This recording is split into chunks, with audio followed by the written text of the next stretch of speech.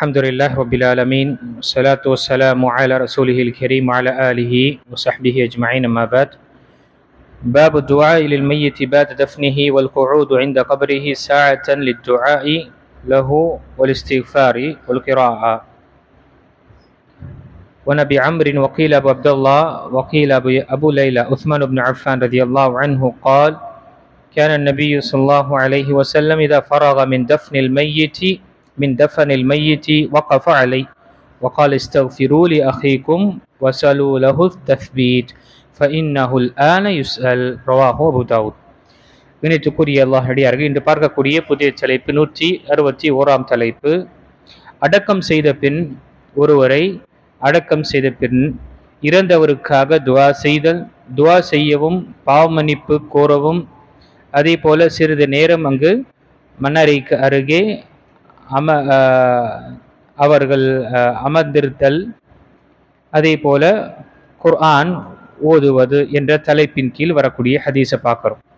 அபூதாவுதில் வரக்கூடிய ஹதீஸு உஸ்மான் இப்னு அஃபான் ரலியல்லாஹு அன்ஹு அவர்கள் அறிவிக்கின்றார்கள், இறந்தவரை அடக்கம் செய்த பின்னர் நபி ஸல்லல்லாஹு அலைஹி வஸல்லம் அவர்கள் கபரின் அருகே நிற்பார்கள். அப்போது அவர்கள், உங்களின் சகோதரருக்கு பாவ மன்னிப்பு கோருங்கள், அவருக்கு உறுதிப்பாட்டை கேளுங்கள், இப்பொழுது அவர் கேள்வி கேட்கப்படுகிறார் என்று கூறுவார்கள். ஒருவரை நாம நல்லடக்கம் செய்த பிறகு அதே இடத்துல சிறிது நேரம் நாம் அவருக்காக பாவ மன்னிப்பு தேடுவதும் அவருக்காக நிலையாக உறுதியை தேடுவதும் என்பது மார்க்கம் நமக்கு வலியுறுத்தியிருக்கின்றது. ஆகையால் தான் நாம் பார்க்கிறோம், மையத்தை நாம தஃபன் செய்த பிறகு, அவரை நல்லடக்கம் செய்துவிட்ட பிறகு அங்கு சிறிது நேரம் நாம் என்ன செய்கின்றோம், அவருக்காக பாவ மன்னிப்பு தேடுவதும் அவர்களுக்கு கேட்கப்படக்கூடிய கேள்விகளில் அவர்களுக்கு நிலையாகவும் உறுதியையும் நாம் கேட்கக்கூடியதாக இருக்கணும். இந்த ஹதீஸின் அடிப்படையில் தான் இந்த ஹதீஸு சஹீஹான ஹதீஸு, அபூதாவுதில் வரக்கூடிய ஹதீஸாக இருக்கின்றது. ஆனால் நாம் பார்க்கின்றோம், இந்த ஹதீஸ் அல்லது சில காரணத்தை கொண்டு கூட்டு துவா நடக்கக்கூடிய நிலை ஏற்படுகின்றது. இன்னித்துக்குரிய அல்லாஹ் அடியார்களே, மார்க்கத்தில் கூட்டு துவா என்று பார்க்கும் பொழுது அது மலைக்காகவோ அல்லது குனூத் நாசிலாவோ இப்படிப்பட்ட ஒரு விஷயத்திற்கு தான் இருந்ததை தவிர, தொழுகையில் இருந்து தவிர, தனிப்பட்ட சலாமுக்கு பிறகு ஒவ்வொரு தொழுகைக்கு பிறகோ அல்லது ஒரு பிரத்யேகமாக உட்கார்ந்து துவா கேட்பதோ அல்லது ஜனாசாவுடைய தொழுகை நிறைவேற்றிய பிறகு துவா கேட்பதோ அல்லது அடக்கம் செய்த பிறகு துவா கேட்பதோ, அடக்கம் செய்துவிட்டு திரும்பும் கபரஸ்தானுக்கு வெளியே வந்த பிறகு ஒரு துவா கேட்பது, இதெல்லாம் எந்த ஒரு மார்க்கத்திலும் கிடையாது. ஏன் மத்ஹபுடைய புத்தகத்திலும் இது மாதிரி விஷயங்கள் கிடையாது. சில இமாம்களுடைய விருப்பமாக சில விஷயங்கள் இருந்தது, ஆனால் இது மாதிரி கூட்டு என்பதே கிடையாது. அது ஹனஃபியாக இருக்கட்டும், ஷாஃபியாக இருக்கட்டும், மாலிக்கியாக இருக்கட்டும், ஹம்பலியாக இருக்கட்டும், இவர்களுடைய புத்தகங்களாக கருதப்படக்கூடிய புத்தகங்களே கிடையாது. அதனால நீங்கள் பார்க்கும் பொழுது இப்பொழுது சில பள்ளிவாசல்களில் அந்த கூட்டு துவாவை குறைச்சிக்கிறாங்க. அல்ஹம்துலில்லாஹ் என்று ஆரம்பித்து சைலண்ட்டாக இமாம் சாப் ஆகிடுவாங்க. கடைசியில் வாஹிர் தவான் அல்ஹம்துலில்லாஹி ரப்பில் ஆலமீன். ஏன்னா ஒரு சில காலங்களாக கூட்டு துவா நடைபெற்ற நிலையில் இப்பொழுது அது இல்லை என்ற வரும்பொழுது ஒரேடியாக அதை நிப்பாட்ட முடியாது, கொஞ்சம் கொஞ்சமாக நிப்பாட்ட வேண்டும் என்ற அந்த நிலையை வரும். சரி, இங்கு கூட்டு துவா அங்கு குறிப்பாக ஜனாசாவை அடக்கம் செய்த பிறகு அங்கு கூட்டு துவா என்பது கிடையாது. மாறாக இங்கு சொல்லப்படக்கூடியன ஸல்லுல்லாஹு லஹு தஸ்பீத், நீங்க அவருக்காக உறுதியை நீங்கள் அவருக்காக துவா கேளுங்க. இஸ்தக்ஃபிரு லி அஹீக்கும், உங்களுடைய சகோதரருக்காக நீங்கள் பாவ மன்னிப்பு கோருங்கள் என்று சொல்லப்படும் பொழுது அங்கு தனிப்பட்ட முறையில் நம்முடைய உள்ளத்தால அந்த சகோதரருக்கு இப்போ அவருடைய அமல்கள் துண்டிக்கப்பட்டன. இப்போ அவருக்கு இருக்கக்கூடிய ஒரே ஒரு ஆதரவு என்ன, அவர்களை சார்ந்திருக்கக்கூடிய அவர்களுடைய நல்லோர்கள் கேட்கக்கூடிய துஆக்கள் தான். அப்போ அவருக்காக நம்ம கேட்பது என்ன, மார்க்கம் நமக்கு வலியுறுத்தி இருக்கின்றது. ஆனால் தனிப்பட்ட முறையில் நாம் கேட்க வேண்டும். இதுல கூட்டு துவாக இருக்கிறது என்பது இந்த விஷயத்தை செய்வது என்று நாம் தவிர்த்து கொள்ள வேண்டும். இது சுன்னாவில் இல்லை. உண்மையாக அது சுன்னாவில் இருந்திருந்தா நபி ஸல்லல்லாஹு அலைஹி வஸல்லம் செய்திருப்பார்கள், சஹாபாக்கள் அதற்கு ஆமீன் என்று சொல்லியிருப்பாங்க. அப்போ இங்க தனிப்பட்ட முறையில் நாம கேட்பது தான் அந்த சகோதரருக்கு, அந்த இறந்தோருக்காக ஹைர் இருக்கும். அவருடைய கேள்வி பதில், அவருடைய முன்கர் நகீர் என்று சொல்லக்கூடிய 2 வானவர்கள் நாம் வஃபாத்தான பிறகு, அடக்கம் செய்த பிறகு நம்மை எழுப்பி வைத்து கேள்விகள் கேட்கப்படுவோம். 3 அடிப்படைகள் என்று சொல்லக்கூடிய மன் ரப்புக், உன்னுடைய இறைவன் யார், உன்னை படைத்த ரப்பு யார், உன்னுடைய நபி யார், நீ யாரை பின்பற்றினாய், உன்னுடைய மார்க்கம் எது, எந்த மார்க்கத்தில் இருந்தாய் என்ற கேள்விகள் கேட்கும். கேட்டுவிட்ட பிறகு இதெல்லாம் உனக்கு எப்படி தெரியும் என்ற ஒரு கேள்வியும் வரும். இப்போ அங்கு இந்த கேள்விகளுக்கு பதில் நாம் என்னதான் ஒப்பித்தாலும் மனப்பாடம் செய்து கொண்டாலும், எதுவரை இந்த கேள்விகளுக்கு பதிலை நம்முடைய வாழ்க்கையில் உறுதியாக நாம் அமல்படுத்த மாட்டோமோ அதுவரை அதற்குரிய பதில் நமக்கு சொல்ல வராது. ஆகையால் தான் அந்த வஃபாத்தான சகோதரருக்காக அதில் அந்த கேள்விகள் சோதனையில் நிலையாக உறுதியாக பதில் சொல்வதற்காக நபி ஸல்லல்லாஹு அலைஹி வஸல்லம் நமக்கு வலியுறுத்தினார்கள். அவர்களுக்காக சபாத்திற்காக, உறுதியாக நிலையாக அந்த கேள்வியில் சரியான முறையில் பதில் சொல்வதற்காக நீங்க அவருக்காக பிரார்த்தியுங்க என்று நபி ஸல்லல்லாஹு அலைஹி வஸல்லம் அதனால தான் நபி ஸல்லல்லாஹு அலைஹி வஸல்லம் அடக்கம் செய்த பிறகு என்ன செய்யணும்? நபி ஸல்லல்லாஹு அலைஹி வஸல்லம் பொதுவாக துஆக்கள் கேட்கும்போது 3 தடவை கேட்கக்கூடியவர்களாக இருப்பாங்க. அல்லாஹும்ம அக்ஃபிர் லஹு, அல்லாஹும்ம அக்ஃபிர் லஹு, அல்லாஹும்ம அக்ஃபிர் லஹு, அல்லாஹும்ம ஸப்பித்ஹு, அல்லாஹும்ம ஸப்பித்ஹு, அல்லாஹும்ம ஸப்பித்ஹு என்ற அந்த வார்த்தையை சொல்வது.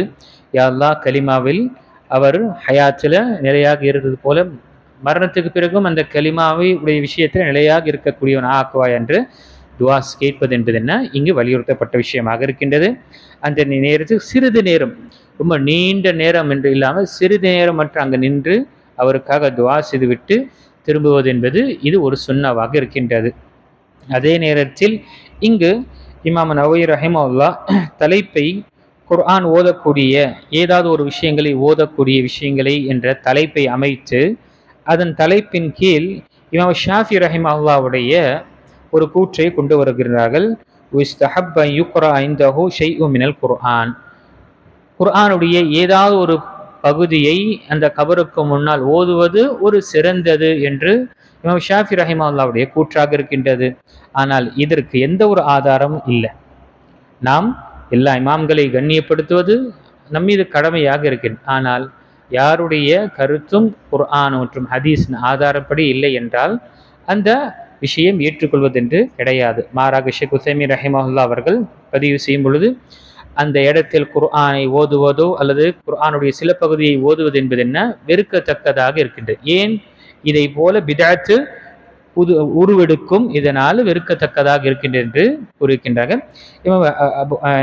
இமாம் நவவி ரஹிமஹுல்லாஹ் அவர்கள் இந்த தலைப்பின் கீழ் இந்த இமாம் ஷாஃபி ரஹிமஹுல்லாஹ்வுடைய கூற்றை பதிவு செய்திருக்கின்றார்கள். ஆனால் இதற்கு ஆதாரம் என்று எதுவுமே கிடையாது. சிறந்தது ஷேக் உசைமீன் ரஹிமஹுல்லாஹ் அவர்கள் சொல்லும் பொழுது அம்மல் கிராஅத்து இன்தல் கப்ரி ஃபல் அஸஹ் அன்னஹா மக்ரூஹா, வெறுக்கப்பட்டது எதுவரை என்றால் இந்த விஷயம் எதுவரை என்றால் இது பித்அத்துடைய நிலையும் போகும்.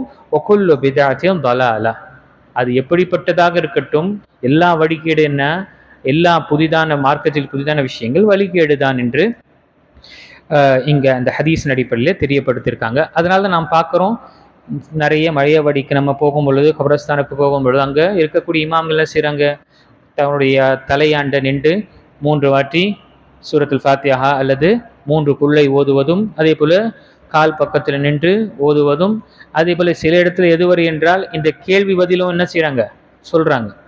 முஅஸ்ஸின், ஒரு அறியாத ஒரு முஅஸ்ஸின் பாவம், அவருடைய பாக்கெட்டில் பேப்பர் வச்சுருப்பார். யாரெல்லாம் வஃபாத்தாகிறாங்களோ அந்த பேப்பர் என்ன செய்வாங்க, அடக்கம் செய்த பிறகு அவர் பக்கத்தில் உட்கார்ந்து இது மாதிரி உனக்கு இப்போது முன்கர் நக்கீர் எல்லாம் வருவாங்க, அரபியில் மனப்பாடம் செய்து அந்த இப்போ வருவாங்க, உங்களிடம் இது கேட்பாங்க. இப்போ உன்னுடைய ரப்பு யாருக்கு கேட்டால் இதற்கு நீ இந்த பதிலை சொல்லுங்க, இதற்கு பிறகு உன்னுடைய நபி யாரு கேட்டால் இதற்கு பதில் சொல்லுங்க, உங்களுடைய மார்க்கம் எது என்றால் இதற்கு பதில் சொல்லுங்க. இது ஆதார் ஹதீஸில் இந்த மாதிரி கேள்வி இருக்கு. அதற்கு பிறகு உன்னுடைய கிபிலா எது என்று கேட்கப்படும், அது கிபிலா. உன்னுடைய இமாம் எது கேட்கப்படும், இதுக்கு சொல்லுங்க. இப்படி நான் இவரை பின்பற்றினேன் என்று சொல்லுங்க. இப்படி இருக்கு. நான் என்னுடைய செவியால் இந்த வார்த்தைகளை நான் கேட்டு நடந்த சம்பவம். என்னுடைய காதால் இந்த விஷயத்தை அவர்கள் சொன்ன விஷயத்தை முன்னால் இருந்து நான் கேட்டேன். இதெல்லாம் நடக்குது மக்களுக்கு மத்தியில் தெரியாமல். ஆக அல்ஹம்துலில்லாஹ், மார்க் நமக்கு ரொம்ப இலகுவானது. அவருக்கு நல்லடக்கம் செய்துவிட்டு அவருக்காக இஸ்திக்ஃபார் செய்வதும் துவா செய்வதும் இதுதான் சிறந்த ஒரு விஷயமாக இருக்கே தவிர, எவ்வளவு புதிதாக அழகாக எந்த ஒரு விஷயம் செய்தாலும் எந்த ஒரு பிரயோஜனம் கிடையாது. மாறாக பிதாத்தை செய்யக்கூடிய நிலை தான் ஏற்படும். இங்கு இந்த ஹதீஸில் இதன் மூலம் நாம் அறிந்து கொள்வோம். நபி ஸல்லல்லாஹு அலைஹி வஸல்லம் சொன்ன அடிப்படையில் நாம் அடக்கம் செய்துவிட்டு அங்கு சிறிது நேரம் நம்முடைய கரத்தை உயர்த்தி கேட்பது என்பது அனுமதிக்கப்பட்டது. இல்லை, ஒருவர் கரத்தை உயர்த்தாமலும் அவருக்காக இஸ்திக்ஃபார் செய்ய அதுவும் அனுமதிக்கப்பட்டது. இந்த விஷயங்கள் நாம் நினைவு கொள்ள வேண்டும். எங்கு சென்றாலும் அந்த மையத்திற்காக துவா செய்யக்கூடியவர்களாக நம்ம செல்ல வேண்டும். வெறும் ஒப்புச்சப்புக்காக போயிட்டு அட்டெண்டன்ஸ் போட்டு வரக்கூடியவர்களாக நம்ம இருக்கக்கூடாது. யாரோ நம்முடைய மொஹல்லால வஃபாத்தானாங்க, சரி போனால் 4 பேர் பார்ப்பாங்க இவரெல்லாம் வந்தாருன்னு. இல்லைன்னா கேள்விகள் வரும், என்னப்பா மொஹல்லால இருந்துக்கிட்டு வரலையே என்ற ஒரு பேச்சு வரணும் என்றுக்காக தான் வந்து அட்டெண்டன்ஸ் போடக்கூடியவர் இருக்கிறாங்க. அல்லாஹுக்காக ஜனாசாவுடைய தொழுகையின் துஆவை மனனம் செய்து கொள்ளுங்க.